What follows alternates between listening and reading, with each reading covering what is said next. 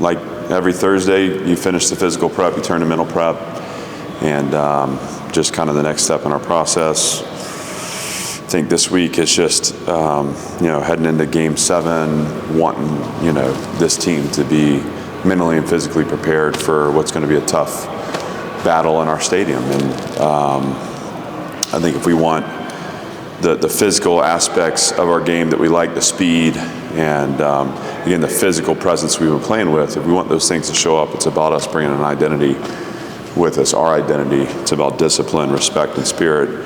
More disciplined play on the field. That's not just about penalties. It's about assignment sound, alignment sound, everyone in the same call, on the same page. Respect to finish out this process the right way, to double down on the mental advantages we need to create. I talked last week a lot about being behind our opponent. Now it's about how do we get ahead of our opponent by taking the time needed to study extra and to spend more time in it. And then the spirit that it takes to win games, showing up on Saturday ready to play together and to fight for one another. Those aspects of our identity are going to be essential. And that's been the challenge I've handed the team this week. I think the prep's been good. I think we're on track. But you still have to show up on Saturday and play a good game. And so we're excited for it, but, we're going to have to go make it happen. And that is the most challenging part. How are you doing injury-wise? We're good. I think most of the guys that were banged up have had a chance to come back and practice, with the exception of Langston Patterson, and that's been intentional. Once we recognized that he probably wasn't going to be able to make it into the Kentucky game, we just took a step back and took some measures to give him a little more time to make sure he can stay healthy for the rest of our season. And so nothing that wasn't expected there, and nothing that's alarming. Brian Longwell is ready to go. Prince and Bryce and Nick Rinaldi are ready to go. And we'll be getting Langston back. It just won't be for Saturday. So Capers is available, or? Cape, it's just a matter of how quickly the neck responds. So he hasn't practiced yet. We'll be cautious with that, just based off, the location of the injury. So, but we're not ruling him out. It just, we're gonna see how it responds. How does Diego's success inform how you recruit the quarterback position going forward? Well, yeah, I think it's a really good question, and one thing we've learned a lot from having him in this program is how important the mentality of that position is. That needs to be the most competitive, the most hungry. That's the guy that can drive the entire team. And we've experienced positive ripples from his leadership ability and his ability to connect, and his just competitive mindset, independent of anything else. And I think when you look at his skills, he's also a really skilled player, and his skills show up in different ways that don't always, present themselves on the practice field. The thing I noticed early on about him in practice was he was seeing the entire field. And so whether we were in pass shell or a team period, he was holding the snap long enough to undress the defense to then find the space. The thing that you've learned, or we've learned as we've watched him live, is there's also an ability to create within the structure of our offense. So, all those things, to extend plays with his legs, the toughness as a runner, how does it inform us, and how we recruit that position? I believe Diego Pavia is one of one in the world. I don't think there's another Diego walking around. And that's just the respect I have for him. But, the competitive mindset, the ability to extend and create with his legs, the football intelligence to see the full field and to find the space and to know where the one-on-one matchup is, those things become the formula. And if that package is 6'5", great. If that package is 5'9", great. If it's anything in between, great. But those are the building blocks we'll look for. And I think, again, to always line up with a guy that's taking the snaps, that physically you believe in, but more importantly, that mentally you believe in and that can lead the players around them. I think that's the most important part. Obviously, most of NIL these days comes from the collectives, but with Diego having so many, marketing, licensing deals and things like that, is that something that you can sell to recruits as well?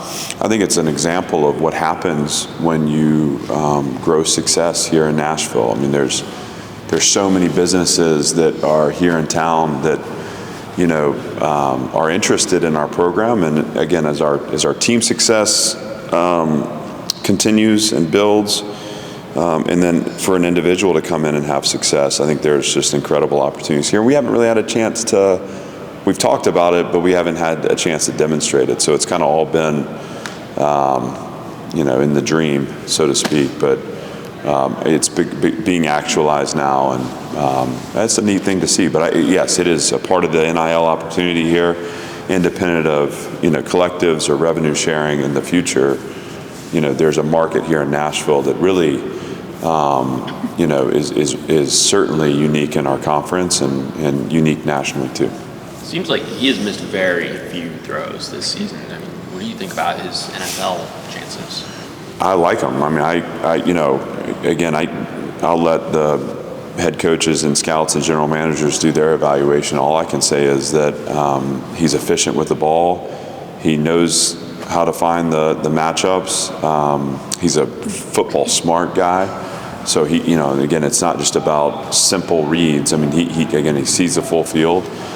I don't know a coach in the world that wouldn't want that mentality and that competitive makeup in their locker room, no matter the sport. So, I'm excited for him, to finish out the season the way I know he can, and then really excited to help push him for that opportunity, because if I know one thing about Diego is if he gets the opportunity, he's going to seize it and run with it. So I'm looking forward to that for him. Obviously, what our focus is right now is closing out the season the right way. What have you made of your corner play so far, especially given that you lost probably one starter and two contributors before the season even started? Yeah, I mean, I think there have been flashes of really strong play, and I think we're looking for consistency. We do a lot coverage-wise, so there's more for those guys to process, and we're kind of designed to try to spread the hard down around the field. We don't just line up and press man and play zero and do those kinds of things. So that room is growing. I think they're growing in snap experience too, and the place that I want to see us, improve is just the ability to play man coverage. I think at times, we've, really what started in the Georgia State game, but there were just a couple times where in man, we just didn't seem to hold up, and part of that is me regaining confidence in that, and also that demonstrated ability to get in there and play man. Obviously, the one shot to Alabama came in a man situation, and that's a really good player that made a contested play, and so some of those things, can sometimes, as a play caller, kind of get you off your mark a little bit. But those guys are confident, and they're ready to go prove it. Again, we're looking for consistency in the play, but I think on the whole that they've done a nice job. Tell me about Nick Raldi and what he's meant to you guys over there. Obviously, an unorthodox journey here. Yeah, Nick is. Nick's a great guy. I feel like a number of guys now that this is year 4 that I feel like a real close connection. I can always sense that because I have the ability to let my guard down and my personality come out. Nick's one of those. He's such a steady worker. He's had to grow his football experience, obviously, since he's been here, and so again, to drop in after just playing a short time in high school to a college system that asks a lot of the second level players. He's just consistently showed up, studied. He's a guy that he probably has a 4.0 in the classroom here. He's an incredible student. He's got all the physical traits. So a guy that's hit 22 miles an hour for us, a guy that is 240 pounds, and long, 6'2", with arm length. He's a prototypical NFL linebacker. So he's got the physical traits. He's developed those. He's learning the game still. Every snap is like a learning experience for him. And I think this year, I mean, he's playing winning football for us. He's also been playing multiple positions. So I'm glad he's here. It's a testament to walk-ons and the value they can bring. Obviously, Richie Hoskins is one too. Gabe Fisher's one too. These guys are making a difference for us this year. And I can't say enough positive about Nick. Great guy, great competitor, prideful, and a great representation of our program. I think it was in his first camp where he was playing like on the edge and was beating guys, winning one-on-ones and drills. Did that, even though he wasn't going to be an edge rusher long term, did that signal to you maybe like this guy can play at this level athletically somewhere? For sure, and those things flashed on in special teams work too. And sometimes your physical tools kind of present first in those settings because your mind's not getting in the way. When the ball snapped and you're trying to execute a scheme, sometimes you can slow down because you got to process. He's been playing edge for us I guess he played last week, he'll play some this week. And he's at 240 pounds, he's able to hold up out there. But we go back, that was kind of his original position while we were trying to figure out where his landing spot would be.